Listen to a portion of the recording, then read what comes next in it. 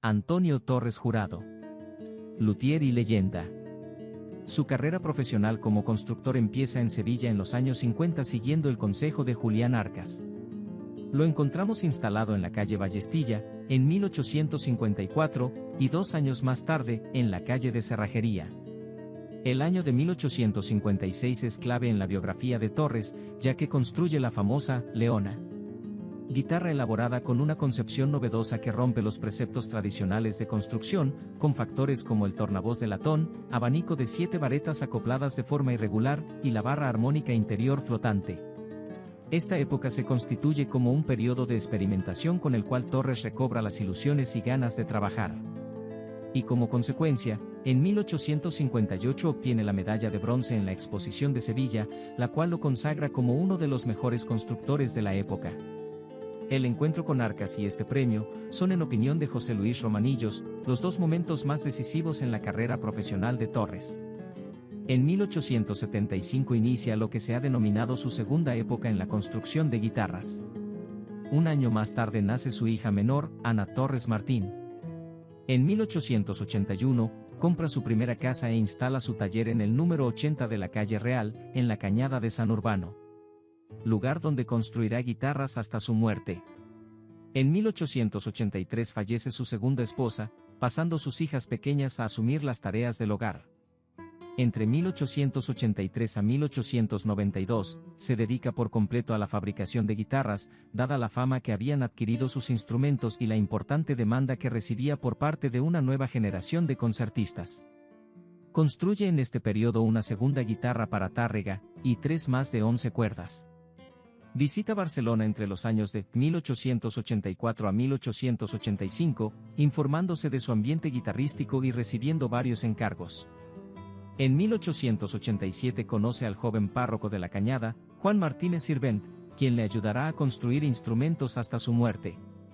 Torres Jurado era ya un hombre mayor y el temblor de su pulso, cada vez más pronunciado con los años, le dificultaba su trabajo. Después del matrimonio de su hija Matilde en 1888, tenía que seguir construyendo guitarras, una media de 12 por año, para mantener a su hija pequeña Ana.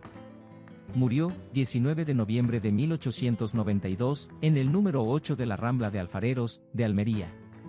Torres construyó sus instrumentos a lo largo del periodo sevillano, 1852 a 1869, y del almeriense, 1875-1892.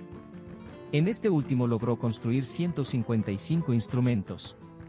Tomando como base la construcción de la vihuela de mano española, ha pasado a la historia de la música por haber fijado una nueva concepción del modelo de guitarra, conocido hoy como guitarra de concierto o guitarra clásica española.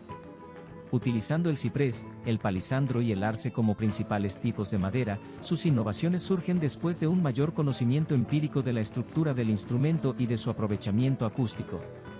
Nueva plantilla estabilizada alrededor de 1300 centímetros cuadrados, varetaje de abanico para conseguir el abombamiento y el refuerzo de la tapa de armonía. Sus experiencias empíricas sobre la madera de abeto rojo y el grosor de la tapa como elementos principales para el sonido de la guitarra fueron las claves que aportó Torres y que determinaron la calidad de sus instrumentos, y revolucionaron la construcción de guitarras. Hasta tal punto incidía la importancia de la tapa para el sonido, que construyó una guitarra con tapa de madera y aros y fondo de cartón. Curiosidad que asombró a constructores y concertistas, y que confirmó su teoría en torno a la importancia capital de la tapa. Además de haber proporcionado guitarras a los más importantes concertistas de finales del siglo XIX y principios del siglo XX como Arcas, Tárrega, José Martínez Toboso, Antonio Cano, Miguel Llobet, Emilio Pujol, entre otros.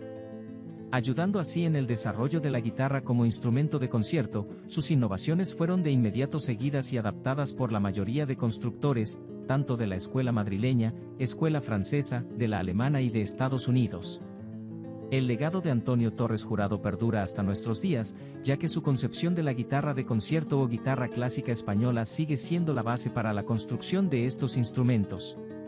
Su ingenio, dedicación y búsqueda constante de la perfección han dejado una marca indeleble en el mundo de la música y han contribuido al desarrollo y la evolución de la guitarra como uno de los instrumentos más importantes y apreciados en la música clásica y contemporánea.